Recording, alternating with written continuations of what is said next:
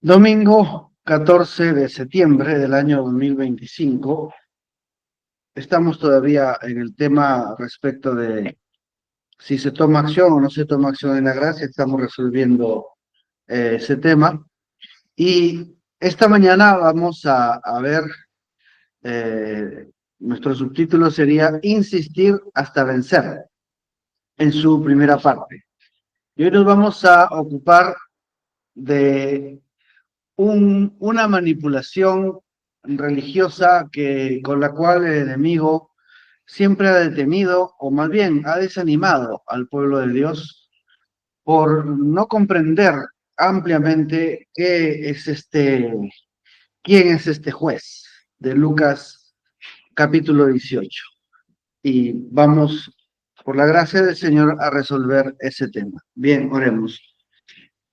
Amado Padre Celestial, Creador de los cielos y de la tierra, Señor, te damos gracias que en tu presencia y en tu poder todos nosotros estamos, Señor, mediante la sangre del Cordero, mediante el sacrificio de tu amado Hijo, mediante esa obra perfecta y completa que se hizo por nosotros.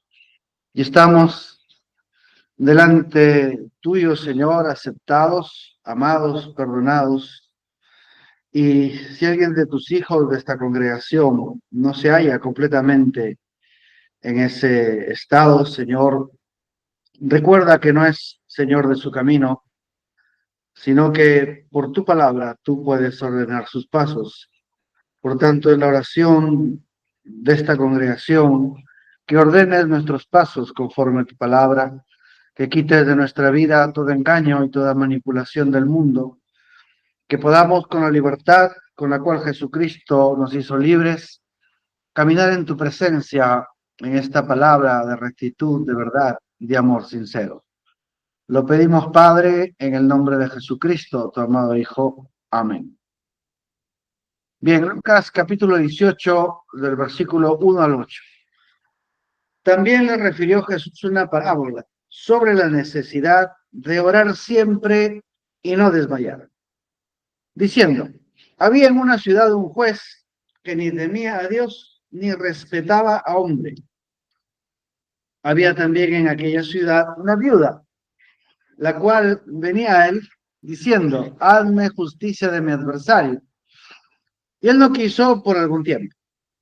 Pero después de esto dijo dentro de sí, aunque ni temo a Dios, ni tengo respeto a hombre, sin embargo, porque esta viuda me es molesta, le haré justicia. No sea que viniendo de continuo me agote la paciencia. Y dijo el Señor, oíd lo que dijo el juez injusto. ¿Acaso Dios no hará justicia a sus escogidos que claman a él día y noche? ¿Se tardará en responderles? Os digo que pronto les hará justicia, pero cuando venga el Hijo del Hombre, ¿hallará fe en la tierra? Ahora, queremos saber quién es este juez injusto que dice el Señor. Porque acá dijo, oí lo que dijo el juez injusto. Aquí es donde radica una de las manipulaciones religiosas muy sutiles de parte del enemigo, con la cual detiene nuestras oraciones, nos hace lentos, lerdos a la hora de orar. Vamos a resolver punto por punto esta parábola de nuestro Señor. Dice orar siempre y no desmayar. El Señor nos advierte que la oración va a tener oposición. Y toda oposición al Evangelio solamente tiene una fuente. Y esa fuente es el padre de mentira. En otras palabras, Satanás no puede oponerse con poder a la oración de un hijo de Dios en el nuevo pacto. En el antiguo sí. Pero en el nuevo pacto es imposible, porque el enemigo está derrotado. Jesucristo le ha quitado las llaves del infierno y de la muerte, y toda acta contraria a nosotros está clavada en la cruz. Así que Satanás no tiene poder para detener la oración o la comunicación de Dios con sus hijos. Pero ¿qué sí puede hacer? Mentirle al Hijo de Dios. Al mentirle al Hijo de Dios, entonces este tomará, igual que lo hizo con Eva, tomará un error doctrinal y tratará de caminar con eso delante de Dios. Y obviamente será rechazado, ¿no? O va a obtener una voluntad permisiva y de alguna forma va a errar en el camino, ¿no? Si el enemigo nos convence que a la cruz de Cristo le faltan nuestras oraciones, que si queremos acceder a los beneficios tenemos que ayunar, o sea, si nos convence de que tenemos que hacer obras para tener mérito y recibir de Dios, entonces esa mentira nos va a poner a actuar. Y seguramente, al igual que Balaam, pudiéramos obtener una voluntad permisiva, porque en toda labor hay fruto. Y entonces pudiera ser que lleguemos a algo, pero no va a ser lo que Dios quería darnos, ni va a ser como Dios quería darnos, sino una manera, un engaño religioso que ha producido un fruto, pero nada más. Ok, ahora, el primer engaño, no dicho y ni siquiera leído, que está en esta parábola, es que Dios es ese juez injusto.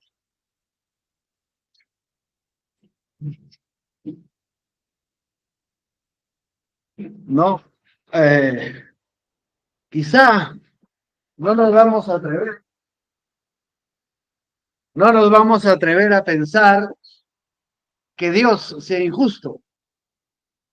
Así que justificamos que se demore porque tenemos errores y estamos en este mundo fallando siempre. O algo, alguna condición maligna hay en nosotros para que Dios tenga que demorar sus respuestas. O quizás simplemente algo nos falta hacer, o nos falte algún conocimiento, alguna práctica. Mejor no pensamos en eso. O sea, para decir, no querer decir que Dios es injusto, bueno, vamos a poner una falla en alguna parte, mejor la ponemos en nosotros. Somos malas personas y por eso Dios no nos contesta. O nos falta algo, quizá alguna técnica de oración especial, algún... Y empiezan pues a escribirse libros y uno compra libros y lee y trata de hacer algo porque no quiere pensar que Dios es injusto, pero mejor no pensar en eso.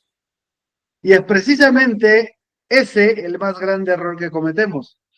No escudriñar la escritura y dejamos pasar el pensamiento porque es doloroso pensar eso y es dolorosa la experiencia que estamos pasando. Tanto que el peso de una explicación es algo que no queremos sopesar ni llevar. Si tengo una enfermedad, si tengo un problema, algo que no se soluciona, y la solución está ahí, como decía yo, ¿no? La solución está ahí, pero yo no la tengo. No es justo. Se supone que Jesús pagó el precio, pero ¿por qué no lo tengo? Hay injusticia en algún lado. Pues no queremos decir que Dios es injusto. Mejor lo dejamos ahí. Y no escudriñamos la palabra. Pensamos que con dejar de pensar en eso aliviaremos la angustia de nuestra experiencia. Pero si estamos en angustia, ¿no es injusto que Dios nos pida gozo? Está siempre gozoso, claro. Yo tengo el problema y viene el pastor o viene Pablo y me dice, tienes que estar gozoso. Claro, como no tiene mi problema, es algo injusto. No, quizá haya injusticia en alguna parte, pero Dios no hace mucho de todas formas. O sea, seguimos sufriendo. Y querramos no eso es percibido psicológicamente, mentalmente, como lo quieras llamarlo, como algo injusto. Y este es un tremendo, pequeño dilema. No, es un doloroso dilema, pues internamente nuestro espíritu nos advierte que estamos transgrediendo todos los principios de la gracia con este tema. Si Él nos ha hecho perfectos y no tiene nada en contra nuestra, entonces ¿por qué nos detiene la respuesta? Ahí viene la teología, no, Dios tiene un tiempo para cada cosa. Sí, es cierto, pero la sanidad es una cosa que ya pasó hace 2000 años. ¿Por qué tendría que alargarse 10 años más? La libertad es una cosa que fue pagada en la cruz hace más de 2000 años. ¿Por qué no puedo ser libre de la depresión, de la angustia, de los malos hábitos?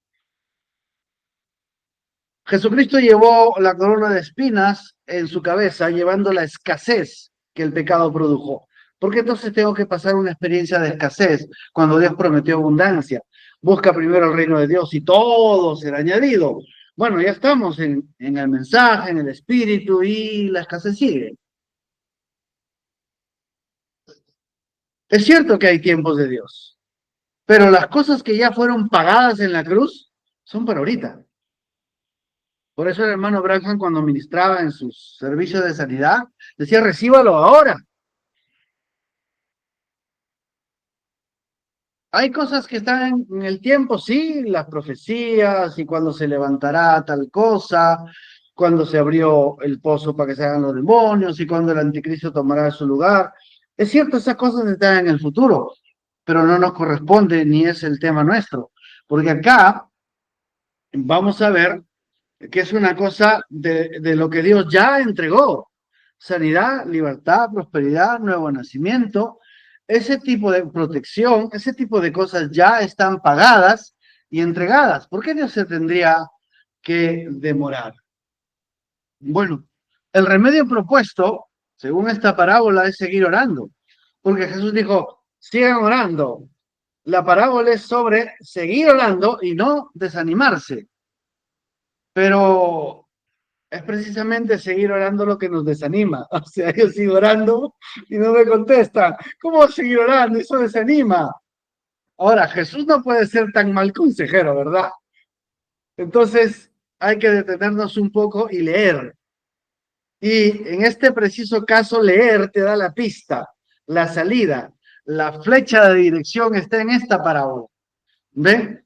Dice, había en la ciudad un juez que ni temía a Dios ni respetaba a hombre.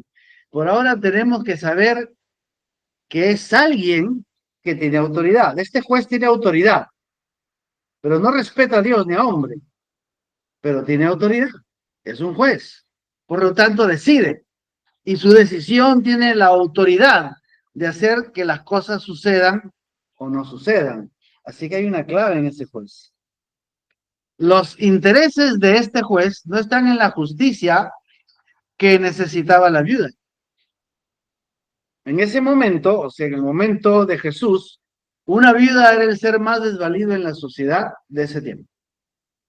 Seguramente la familia del esposo muerto le estaba negando la herencia, vamos a suponer. No se menciona que tenga hijo, algo que era muy importante en ese tiempo, así que estaba sola. Recordarán el caso de Jesús que venía la viuda llorando con un muchacho muerto y que dice el Evangelio era su único sustento. Quizá tenía hijas, sí, pero las hijas ya eran familia del esposo, que no podían hacerse cargo de su mamá. El hijo, sí, pero había muerto, entonces Jesús tuvo compasión de eso. Pero esta viuda no se menciona que tenga, así que estaba completamente sola. Y seguramente por eso la familia del esposo le estaba negando el terreno, la huerta, qué sé yo, que pudiera ser su sustento. Le estaban negando eso. Entonces, le negaron una herencia. De modo que la justicia que necesitaba esta viuda era tan valiosa para ella como la vida misma. Pero este juez tenía otras prioridades. Algo tan importante como su comodidad, porque dice, me va a quitar la paciencia, mejor le entiende. O sea, este juez, lo importante para él era su comodidad.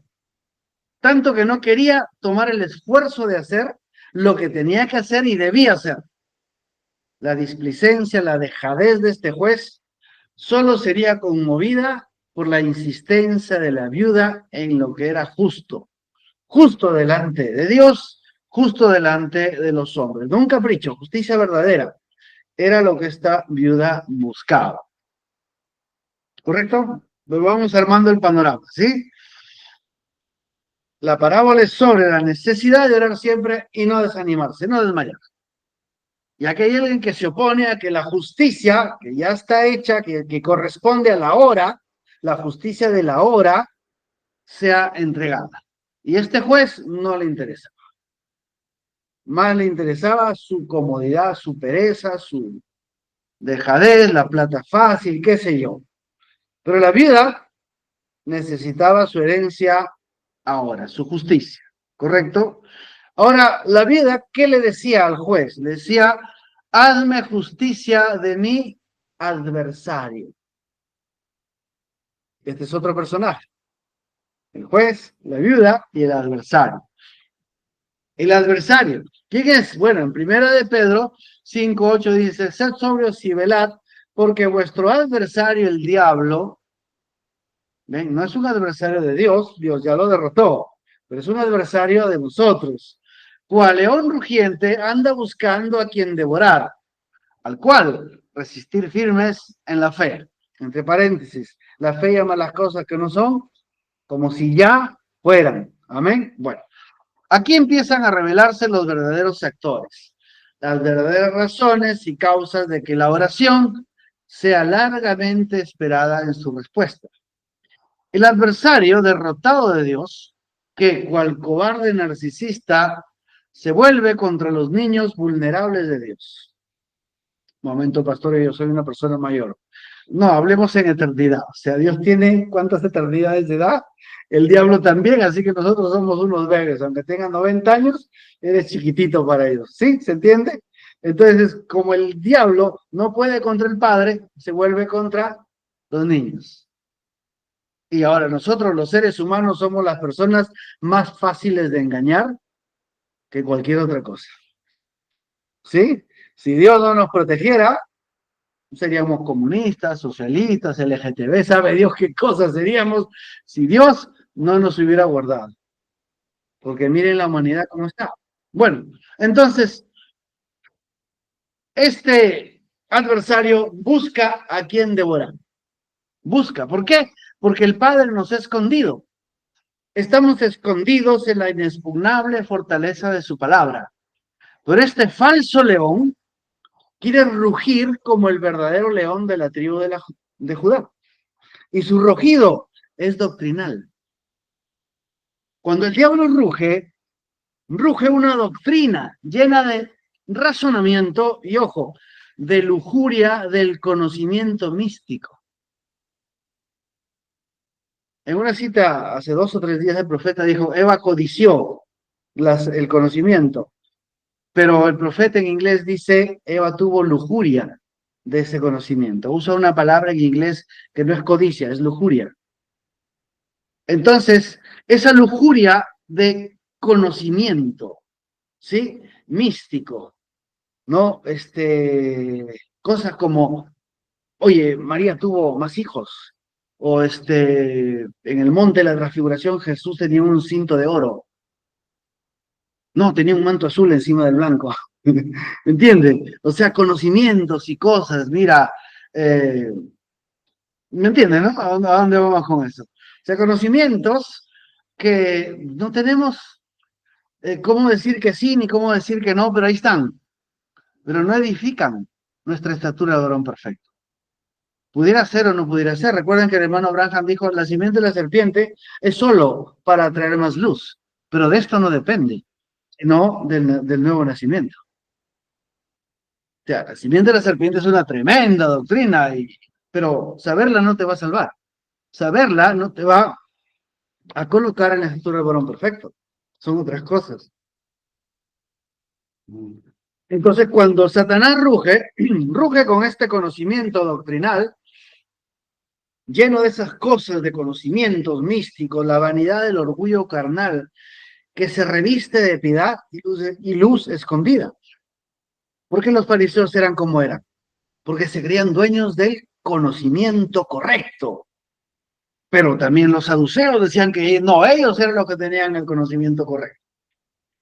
¿Ven? Y los herodianos eran más prácticos, ¿no? Estaban con la onda, con la movida de la política del tiempo. Bueno, entonces Satanás cuando ruge tratando de hacerte creer que es el león de la tribu de Judá rugiendo para que escuches su voz y te pueda devorar con su engaño. Entonces la Biblia decía, justicia contra el adversario. Porque es justo que poseamos nuestra herencia. Pero el adversario y el juez que es otro personaje, el juez injusto detiene la posesión de la herencia. La viuda, ojo el tipo, la viuda a quien se le ha quitado su cabeza, su novio, su esposo, y ha sido llevado arriba, se ha quedado en la tierra. Y lo único que la sostiene en esta lucha es que ella conoce su herencia. Amén. Sabe que justamente y con toda justicia le pertenece aquello que su esposo compró con su vida, con el sufrimiento de su sudor sobre la tierra. Ella sabe que es su herencia y clama justicia. Amén. Que pero la han querido desalojar o ya la desalojaron, no, que esto no es de tu apellido, esto es de nuestro apellido, la han dejado en la calle. Ella está insistiendo en algo que le pertenece, porque su esposo ya no está acá. Pero ella sabe que le pertenece. Amén. Entonces no solo clama, insiste y no se va a detener. Seguirá y seguirá hasta conseguirla. Dios nos diera ese corazón. Ese es el corazón de Ana, de Job, de Jacob, de Rebeca, como la Sulamita que buscaba hasta encontrar la respuesta del amor. ¿Ven? Esa insistencia en algo que es justo y algo que es correcto. Ahora miren lo que dice este juez injusto. Porque esta vida me es molesta, le haré justicia. No sea que viniendo de continuo me agote la paciencia. Qué dejadez de este tipo, ¿no? O sea, él quería estar cómodo, levantarse a las 10 de la mañana, desayunar, para las 8 de la mañana estaba la viuda, toca y toca la puerta, oye, abre la oficina, que acá está mi abogado, tenemos que... Y otra, esta mujer, ¿por qué no me deja en paz? Y sabía que no le podía pedir coima porque no tenía sustento, le habían quitado su herencia, ¿entiende? Pero la viuda sabía que era justo. Mire contra qué estamos luchando, contra esa dejadez humana, contra ese conformismo. Pero ese conformismo no es gratis, está apoyado en ese rugido engañoso del diablo. Bueno, aquí está la acción correspondiente a la victoria. Para poseer la herencia, seguir orando insistentemente hasta conseguir la victoria. Pero no es una oración cualquiera, es una oración de gratitud y confesión, de la afirmación de la herencia comprada, pagada y entregada, la cual nos hace participantes de la naturaleza divina. Amén. Ahí en Pedro está ese. En Daniel 9:20 nos deja un ejemplo de lo que esto significa. Dice, Daniel 9:20 y 21. Aún estaba hablando y orando y confesando mi pecado y el pecado de mi pueblo, Israel, y derramaba mi ruego delante de Jehová mi Dios por el monte santo de mi Dios. En hebreo son 4 cosas completamente diferentes. Este hablando y orando, que dicen hablando y orando, es una sola palabra en hebreo que significa una confesión positiva, como armar una confesión o armar un caso positivo. Esto es lo que me pertenece por estas y estas razones. Eso es lo primero que estaba haciendo Daniel. Lo siguiente es que estaba confesando su propio pecado y el pecado de su pueblo.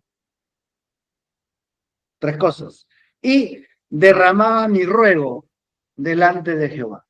Este derramar mi ruego es lo que John estaba hablando la clase pasada, derramar toda esa preocupación, todo eso que nos aflige, entregarlo. 4 acciones diferentes.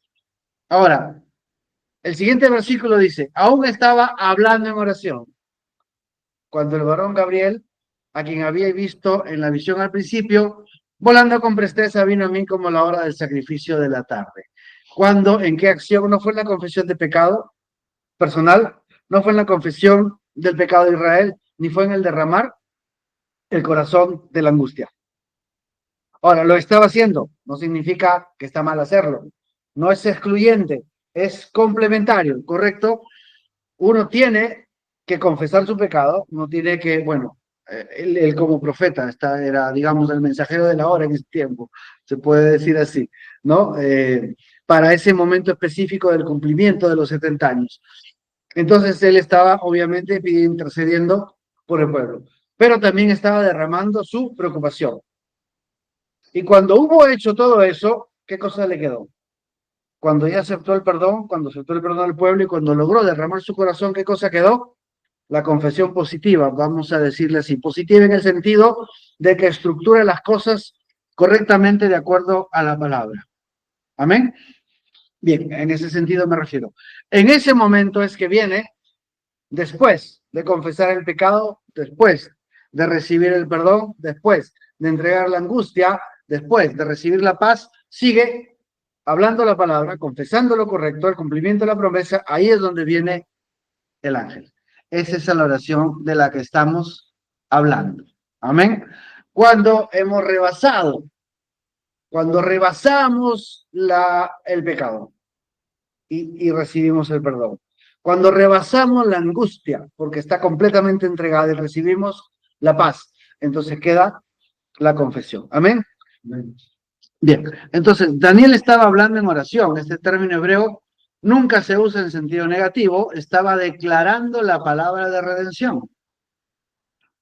Está diciendo, Señor, se cumplieron los 70 años. Estamos en los 70 años. Ahora tiene que venir el decreto para regresar a Jerusalén, a Israel. Estaba hablando la redención que fue anunciada por el profeta Jeremías. Amén. Estaba declarando la palabra. Entonces, también, por supuesto, ya se había arrepentido, etcétera, etcétera, ¿no? Aunque no estamos bajo ese pacto, pero la acción de Daniel persiste en nuestro pacto. Pues debemos declarar la palabra y confesar el pecado. Son dos confesiones, una positiva junto con la obra de Dios y otra la incredulidad que nos persigue. Confesarla como pecado. Como decía Pablo, el mal que está en mí, él hace lo malo. Yo sirvo a Dios, dice él. Yo sirvo a Dios, pero el mal que está en mí es el que hace lo malo, ¿no? Pero luego dice, o sea, no se queda en ese conformismo, correcto, sigue. ¿Quién me librará de este cuerpo de muerte? Decía Pablo, Romanos 7 y 8. No puedo seguir así, pero gracias a Dios que el Espíritu de vida en Cristo Jesús me ha librado de la ley del pecado y de la muerte. ¿Ve? O sea, tiene que haber una continuidad. Entonces, precisamente este punto es entre Daniel y Pablo donde descubren quién es ese juez injusto que no nos deja poseer la promesa. No es Dios. ¿Saben quién es? Nosotros mismos. Nosotros somos ese juez injusto.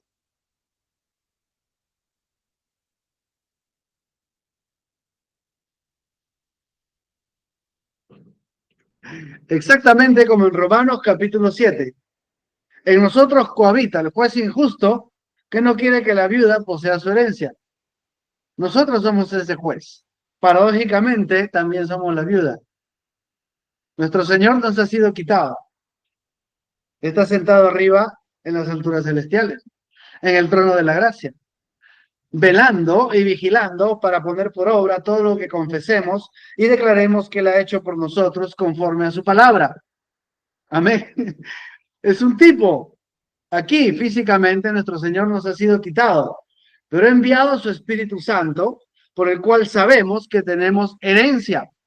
Sabemos que el precio de lo que nos compró con su sangre ha sido pagado y entregado legítimamente a nosotros. Y nosotros, como la viuda, clamamos por justicia, la justicia de poseer nuestro perdón, santidad, nuevo nacimiento, sanidad, libertad, prosperidad, protección y gozo en el Espíritu Santo. Pero el juez injusto, que somos nosotros, siempre nos está sentenciando. ¿Ven? Es lo que nosotros pensamos de nosotros mismos. No somos lo suficientemente buenos. No oramos lo suficiente. No hacemos suficientes ayunos. Somos malos. Siempre tenemos errores. Algo nos falta. ¿Ven? Esos juicios en contra de nosotros mismos. Juzgamos que nos faltan conocimientos. Esa lujuria del conocimiento que sedujo a Eva. O las ganas de tener mérito de los hebreos pidiendo un pacto de ley en lugar de recibir la promesa, como Caín, que hizo su catedral y esperaba que Dios mande fuego, cuando Dios nunca dijo que fueron frutas. Ven, ese tipo de cosas nos seducen para no descansar en la promesa y nos descalificamos. Nosotros somos ese juez injusto que responde culpable. Eres culpable cuando Dios te dice que estás justificado. Dios te dice que justificados pues por la fe tenemos paz para... No, qué culpable que me siento. ¿Cómo lo hice tal cosa? ¿Cómo dije tal cosa? Pero justificado eres... No, no, no. ¿Ves el juez? ¿Ves el juez cómo desestima la justicia para establecer su injusticia propia? Dios te llama justificado, tú te dices que eres culpable. Ese juez determina que no somos dignos de amor cuando Dios ya entregó a su Hijo por nosotros. ¿Cómo me va a amar Dios con este carácter? Hace 2000 años fue demostrado el amor de Dios por ti en esa cruz. Pero dices, no, Dios, ¿cómo me va a amar Dios así como soy? Bueno, somos jueces injustos, más estrictos que Dios, más severos que el amor eterno. Somos superiores a la misericordia infinita, condenando lo que Dios ha redimido. Hermanos, tenemos que deshacernos de ese juez o nos va a perseguir el resto de la vida terrena. Tenemos que ser como, se me olvida ese país que incendió el Congreso a votar presidente, a votar a todos los políticos, Nepal creo. Y, ok, hay que ponernos como Nepal, hay que quemar ese Palacio de Justicia, que es la casa de la injusticia, como dijo Fujimori, el más injusto de todos. Pero bueno, hermanos, ese juez tiene que salir de nuestra vida que nos llena de condenación y desánimo. Amén. Ese es el juez injusto. Miren, la oración continua que arrebata la justa herencia, el continuo y justo reclamo contra este juez que demora la herencia es lo que finalmente lo derrota. Es decir, tenemos que perseverar porque tiene que morir, es una mentalidad. No es que sea otra persona, en cierta forma es otra persona, ¿no? Pero es una mentalidad que contamina nuestra relación con Dios y no deja que recibamos lo que Dios nos ha dado. Pero tenemos que orar continuamente hasta que sea derrotada esa mentalidad, esa forma de pensar que nos condena. Y esa forma de pensar es la que no nos deja ser libres de los pecados o de los malos hábitos o del mal carácter. Es esa forma de pensar, porque la obra está hecha. Jesucristo pagó el precio y solo tenemos que aceptarlo, aceptar el cambio de carácter, aceptar la libertad de los hábitos. Tenemos que leer nuevamente ese mensaje, una total liberación, como a través de la sangre de Jesucristo uno tiene absoluta liberación, trayéndolo solamente por traer bajo la sangre los malos hábitos, el mal carácter, los vicios, la vida pasada, todo podemos ser libres bajo la sangre, porque ese es el pago absoluto y definitivo. Amén. Pero ¿qué nos dice el juez injusto? No, te tienes que esforzar, tienes que sufrir, como tan fácil, mira todo el mal que has hecho, y así tan fácil te la vas a llevar, tienes que sufrir. Y ese sentido absurdo de justicia injusta es lo que nos derrota, porque no aceptamos la libertad gloriosa de los hijos de Dios. Ahora, miren, el propio juez reconoce su condición. No temo a Dios ni respeto al hombre. El pecado que mora en mí, diría Pablo. Al reconocer la inutilidad de su existencia, reclama su propia destrucción. ¿De qué nos sirve esa mentalidad? No nos deja avanzar, nos detiene. Para que el cuerpo del pecado sea destruido, es incredulidad que no acepte el veredicto del verdadero juez de nuestra redención. El Señor nos redimió, pagó el precio. Resucitó a Jesucristo para nuestra justificación. Sabemos que justificación significa que nunca hicimos nada malo. Y seguimos diciendo, no, todavía no me bendigas porque yo no he vencido mi mal, yo no he sufrido lo suficiente. ¿Ven el juez injusto? ¿Cómo lo matamos? A punta de oración, declarando lo que es correcto. Señor, tú me has justificado, tú me has perfeccionado, Yo soy libre en Cristo Jesús y dale con eso y esa confesión en oración, manteniéndose insistentemente. Claro, también, Señor, perdona mi incredulidad que no puedo aceptar la obra completa de Jesucristo. Perdóname que todavía quiero hacer obras confesando los pecados. ¿Correcto? Y también derramando la angustia, Señor, apúrate, porque si no, ¿cuándo voy a ser libre? ¿Cuándo voy a ser sano? Tiene que ser ahora. Es parte correcta de la oración. Amén. Entregar todo eso, pero manteniendo siempre, Señor, tú me has justificado, tú me has profesionado, tú me has sanado. Esa es la justicia que yo quiero poseer. Entonces, derramar el corazón delante de Dios. A ver, veamos algo aquí en el texto. Mire lo que Jesús dice acerca de Dios. ¿Acaso Dios no hará justicia a sus escogidos que claman a Él día y noche? ¿Se tardará en responderles? Os digo que pronto les hará justicia. Pero este versículo, los jueces injustos no lo quiere leer. Dice, no, Dios se demora. Dios va a demorar. Pero ¿dónde dice acá eso? Acá no dice que Dios se va a demorar. ¿Por qué? Hermanos, hace 2000 años que está entregado el paquete completo. ¿Por qué tendría que demorarse? La demora está en matar a ese juez injusto para que nos deje con libertad. Va a demorar el tiempo que tomes en matar esa mentalidad absurda, trayéndola bajo la sangre, trayéndola a la palabra. Ven, en este versículo no hay evidencia de que realmente Dios demore la respuesta o de que Dios tenga intención de demorarse en dar lo que con justicia nos pertenece. Por el contrario, Jesús, quien es la verdad, dice enfáticamente, os digo que pronto les dará justicia. Dios quiere hacer pronto las cosas. Como dije, ubiquémonos. Estamos hablando de herencia.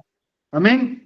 No, que el Señor tienes que venir mañana porque pasado el banco me va a embargar la casa, pero que el rapto sea mañana. No, esas cosas, por favor, no. O sea, no podemos adelantar el mover profético de Dios que está establecido cuando Jesús va a venir, cuando va a ser el rapto, cuando Rusia va a destruir Estados Unidos, cuando cierta y tal profecía de porque se cumplirá. Eso está en el plan de Dios, pero eso no nos toca a nosotros.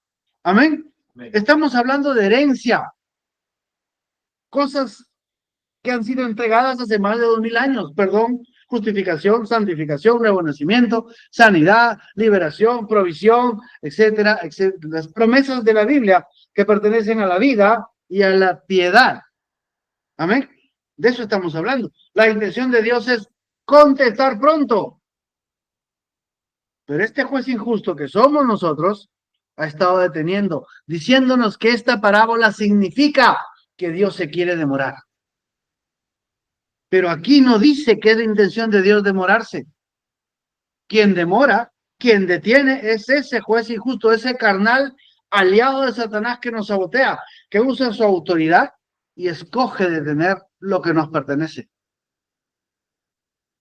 Pronto nos hará justicia. Ese es Dios, el verdadero Dios de la Biblia. Así que dejemos de oír las mentiras del diablo, que nos dice que su palabra se demora, que su palabra tarda, se aleja, o que sea voluntad de Dios detener las cosas para hacer sufrir a su pueblo. Alguien me dirá, pero en una profecía Dios le dijo a tal persona que haga tal cosa y se va a sanar en tantos días. ¿Sí? ¿Por qué? Porque esos son los días que iba a tomar matar al juez injusto. Sí. Dios, conociendo a la persona y pudiéndola sanar en el acto, sabía que esa persona primero necesitaba vencer a ese juez injusto. Y le dice, ve y anda, confiesa, o anda, ayuna, o haz tal cosa, porque Dios sabía que en ese proceso esa persona se iba a liberar de esa traba del juez injusto para aceptar lo que hace 2000 años ya le había sido entregado. Amén. Amén. Amén. Entonces esa es la única razón por la cual Dios tomaría un tiempo contigo, porque es el tiempo que tomaría transformar las cosas. ¿Ven? Lo vemos en el apóstol Pablo, que después de recibir el Espíritu Santo no se puso a predicar. Él mismo dice, se fue a la Arabia. No quiero saber nada ni con judíos ni con cristianos. A ver, los dos grupos, me voy con los musulmanes porque quiero tranquilidad, no quiero influencia de nadie. Y dice que por esos 3 años y medio Jesucristo mismo le estaba revelando el Evangelio. Él se llevó su Talmud, se llevó su Torá, se llevó el Tanaj y todo, qué decía este sabio, qué decía el otro, y el Señor le fue depurando todas esas cosas. Cuando él regresó, predicaba exactamente lo mismo que Pedro, sin que los dos se hubieran juntado o escrito o algo. Porque él recibió su evangelio por revelación de Jesucristo. Pero le tuvo que tomar 3 años y medio, lo mismo que los apóstoles, para quitar toda esa basura de su conocimiento. Y él mismo dice, todo lo que antes tenía por algo digno, hoy lo considero basura por el amor de Cristo.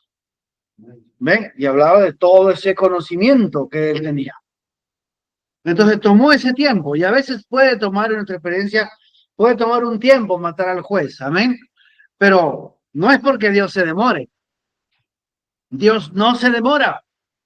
Jesús está diciendo enfáticamente, pronto les dará justicia. ¿Qué tan pronto? En el tiempo que, si vas a tratar de matar a ese juez con un palito de dientes, vas a demorar un montón. Mejor utilicen una buena espada de dos manos a partirla en dos. O explótalo, qué sé yo. Me dejo entender. Es como enfrentemos la cosa, pero siempre con ayuda de Dios. Ahora, veamos lo que Dios dice. Jeremías 1:12 dice, Jeremías 1:12, y me dijo Jehová, bien has visto, porque yo apresuro mi palabra para ponerla por obra. ¿Qué es lo que Dios quiere? Poner por obra su palabra rápido. Ezequiel 12:27, hijo de hombre. He aquí que los de la casa de Israel dicen, la visión que este ves para de aquí a muchos días, para lejanos tiempos, profetiza ese. Diles, por tanto, así ha dicho Jehová el Señor, no se tardará más ninguna de mis palabras, sino que la palabra que yo hable se cumplirá, dice Jehová el Señor. ¿Qué es lo que Dios quiere? Cumplir pronto su palabra. Venga, estamos hablando de herencia, amén, herencias. Salmo 46:1. Dios es nuestro amparo y fortaleza, presente auxilio en las tribulaciones.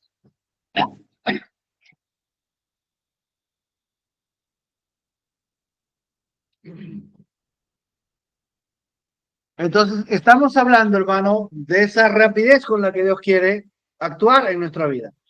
En 2 de Pedro 1:3-4, capítulo 1, versículos 3 y 4 dice, como todas las cosas que pertenecen a la vida y a la piedad, nos han sido dadas por su divino poder. Ya están entregadas. Esas son las cosas que Dios quiere actuar ahorita en tu vida. Las cosas que pertenecen a la vida, a la piedad. O sea, por el Señor quisiera ya verte la estatura del varón perfecto, ahorita sellarte con el ágape de Dios, con el sello final de la estatura del varón perfecto. Ya, así, Dios lo quiere así. ¿Ven? Miremos el Antiguo Testamento, la gente escuchaba de Jesús, se bautizaba y salían recibiendo el Espíritu Santo. ¿Ven? No había ese proceso que nos han inventado, hay que santificarse, hay que ir cambiando. No, venía el cambio por el poder del Espíritu inmediatamente. ¿Correcto? Bueno, entonces dice, mediante el conocimiento de aquel que nos llamó por su gloria y excelencia. Ese es el encuentro con el Señor Jesucristo, por medio de las cuales nos ha dado preciosas y grandísimas promesas, desde justificación, santificación, todo ello, para que por ellas llegasteis a ser participantes de la naturaleza divina, habiendo huido de la corrupción que hay en el mundo. Bueno, entonces, hermanos, lo primero que había que hacer era callar ese rugido mentiroso de ese falso león que siempre nos ha dicho que Dios quiere alargar las cosas. Entonces, ubicamos la paciencia en el término del tiempo, que significa destruir esa mentalidad del juez injusto. esa carnalidad y esa pereza, el tiempo que tome, uno tiene que ser paciente. ¿Qué significa ser paciente? Siempre decimos, me siento y no hago nada. No, ser paciente es colocarse en la posición en la cual fuiste colocado por el Señor. Es ese estado mental, voluntario, de acuerdo a la palabra de Dios, que con tu mente niegas todo pensamiento contrario a lo que la palabra de Dios dice de ti y te quedas en esa posición. Soy perfecto por el sacrificio de Jesucristo. Dios no tiene nada contra mí. Amén. Soy justificado, nunca hice nada malo. Por lo tanto, tengo derecho de ser libre del vicio de tomar. Y no importa si me tomé toneladas de cerveza antes, eso ya no existe a los ojos de Dios. Soy justificado. Nunca hice nada malo. Tengo derecho de ser completamente libre de todo vicio de tomar. Por ejemplo, por poner un ejemplo. ¿Correcto? Amén. No importa el nombre del pecado. No interesa en lo que estuvimos. Ahora estamos. Paciencia es eso, colocarte en esa posición y quedarte allí y mantener esa actitud mental. El profeta decía, la actitud mental hacia cualquier promesa de Dios hará que se cumpla. Esa actitud mental, ¿qué es? ¿Qué es una actitud mental? Es cuando te colocas y aceptas lo que Dios dice de ti, no importando tu experiencia. Paciencia significa que cuando yo tomo esa posición y mi experiencia me declara lo contrario, no le hago caso a mi experiencia, sino a mi posición. Eso es paciencia. Eso es mantener pacientemente. Eso te fortalece en la palabra. ¿Ven? Antiguamente el primer ejercicio de los guerreros era sostener la espada. Le daban una espada y quédate ahí. La espada no pesa nada, es un kilito. Un kilito, media hora después estaban llorando. Pero tenían que mantener la posición. Eso les daba fuerza en la batalla para manejar la espada en el campo de batalla. Sí, eso los vayan a la cultura que quieran, todos tienen esa cosa de sostener el arma hasta que ya no pesa. Mi primer ejercicio en el colegio militar, en el ejército, era sostener el fusil así. No puedes disparar, sino aprender a sostener, que el fusil no te pese, que con el tiempo el fusil no pese. Entonces, ese es mantener, ese es ser paciente, mantenerte ahí. Te estás fortaleciendo, estás sosteniendo. Sí, amén. Entonces mantienes tu posición en Cristo. Soy perdonado, soy justificado, soy amado por Dios, soy aceptado por Dios. Tu experiencia te dice lo contrario. Te quedas ahí. El león va a estar rugiendo sus doctrinas mentirosas. No, te falta ayuno, te falta oración. Estoy orando, cállate la boca. Amén. Aquí estoy. Yo sé que Dios me ama, yo sé que Dios me ha sanado. Esa es la oración continua de la viuda. Eso es lo que nos corresponde hacer, una oración continua. Nos corresponde, como a Daniel, orar insistentemente contra nuestra justicia carnal y autocondenación, orar insistentemente contra el pecado de incredulidad. Hermano, usted no puede tener una fe menos de la que mueve montañas. Usted no puede tener una justicia menor de la justicia que tiene Jesucristo. Amén. Y eso no es por algo que nosotros hagamos, es una posición en la cual hemos sido colocados. Es algo que nos ha sido entregado. Nunca lo hicimos, pero lo tenemos que recibir, orando insistentemente, manteniéndote en esa posición, derramando tu corazón delante de Dios, confesando la incredulidad, orando insistentemente hasta que esa mentalidad, esa posición muera. Por eso luego de esta parábola el Señor hace la gran pregunta, pero cuando venga el Hijo del Hombre, ¿hallará fe en la tierra? ¿Ven?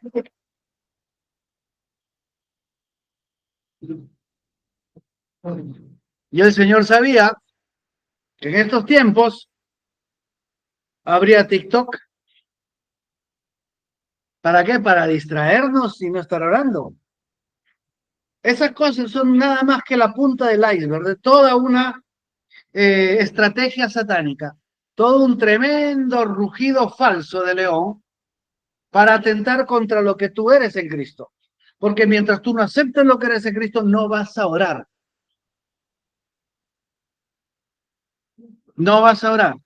Mientras tú no ores insistentemente por colocarte en la posición en la cual Jesucristo te colocó, tú no vas a hacer nada de lo que tienes que hacer. No vas a orar, no vas a leer la Biblia. Siempre tendrás algo que hacer que te distrae de las cosas de Dios. Si no es el trabajo, serán las preocupaciones, serán las deudas o serán los gatitos de TikTok, pero algo te quitará, pero no es porque no quieras orar, es porque no has aceptado tu posición.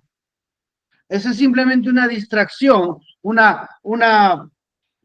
calmante de una enfermedad terrible que es no creer lo que Dios ha hecho de ti, no aceptar que Dios te ama, no aceptar quién eres.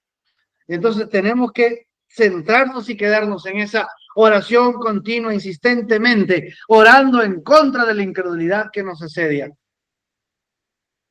Que a algunos les parece que no tiene incredulidad, pero está ahí. Y otros, no teniendo incredulidad, creen que sí la tienen. ¿Por qué? Es esa mentalidad que no deja. Tenemos la fe de Cristo, sí, pero tengo incredulidad. La sangre se lleva la incredulidad, sí, pero no sé, tengo dudas. Bueno, las dudas están sepultadas sobre la puente, sí, pero no me sale, pues. No me sale, la montaña sigue ahí, no me sale. Ok, es esa de simplemente no aceptar quién eres. Es simplemente no quedarse quietos en la posición en la cual el Señor te ha hecho. Y mantener esa posición con tu vida, como esta viuda que está insistiendo porque se le haga justicia, que se le entregue su herencia. Y eso es lo que tenemos que hacer, orar continuamente, manteniendo nuestra posición, derramando el corazón con todas nuestras preocupaciones, con toda nuestra incapacidad. Lo primero que el diablo te dice, tú no vas a poder llegar. ¿Y sabes dónde te lo dice? Precisamente en la meta donde estás. Ya llegaste y el diablo te dice, no vas a poder llegar. La misma táctica como que Eva. Eva fue hecha a la imagen y semejanza de Dios. Y Satanás que le dice, no eres como Dios, pero si pecas, serás como Dios. ¿Ven el engaño? Igualito, exactamente igual. Ya eres justo, perdonado, tienes la fe de Jesucristo en tu corazón y este juez injusto que te dice, no, pero te falta conocimiento, te falta más sacrificios, te falta esto, te falta aquello. Ahí está. Amén. Entonces, desliguen a Dios de que Él se quiere demorar. Aparten esa mentira de Dios. Dios no se quiere demorar en algo que ya entregó. Amén. Somos nosotros y el adversario Satanás, o sea, nosotros en esa mentalidad que no acepta el veredicto del verdadero juez. Y por lo tanto, siendo un juez injusto, nos descalificamos. Contra eso tenemos que orar, contra esa mentalidad, para aceptar la verdad de la palabra, lo que dice Efesios 1 acerca de nosotros, lo que dice Romanos 5 acerca de nosotros. Justificados por la fe tenemos paz para con Dios por medio de nuestro Señor Jesucristo. Esa es nuestra posición. En eso debemos orar insistentemente. Insistentemente entregando toda preocupación, confesando toda incredulidad, hasta rebasar esas cosas y quedarnos en la confesión de la palabra. Allí entonces vendrá la respuesta. Amén. Bien.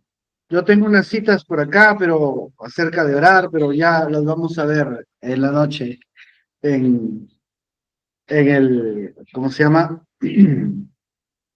Por las ondas de este Meet de la internet. Los que puedan, pónganse de pie. Llegaron los hermanos. Empecé el culto solo con la hermana Elmira. Ya llegaron los hermanos. Bueno, oremos. Amado Padre Celestial, Creador de los cielos y de la tierra, Estamos delante de tu presencia, Señor, rogando que la sangre de Jesucristo limpie nuestra incredulidad y nos arrepentimos de haber jugado la parte de juez injusto, condenando lo que tú has redimido, culpando lo que tú has justificado y llamando mentira a lo que tú has hecho de nosotros. Padre amado, grande es nuestro pecado, perdónalo, Señor.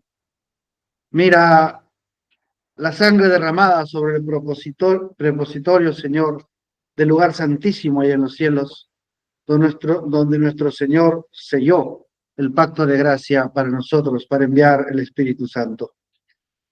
Mira, Señor, la sangre que clama mejor que la de Abel, perdonando nuestra ignorancia, nuestra necedad, nuestra terquedad y pereza.